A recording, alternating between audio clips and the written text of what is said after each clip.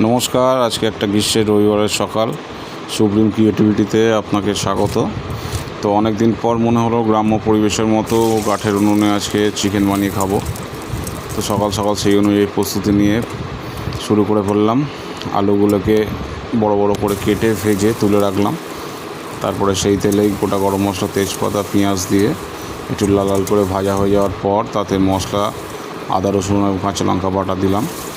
দেওয়ার পর সেটিকেও একটু ভাজা করে নেওয়ার পর তার মধ্যে আমাদের জিরে, ধনিয়া, লঙ্কা গুঁড়ো, হলুদ গুঁড়ো মেশানো জল দিয়ে মাখিয়ে দিয়ে দিলাম। তার মধ্যে টমেটো, কাঁচা লঙ্কা কুচি দিয়ে নাড়িয়ে তেলটা একটু ছেড়ে আসলে মশলা থেকে তার উপরে চিকেনটা দিলাম।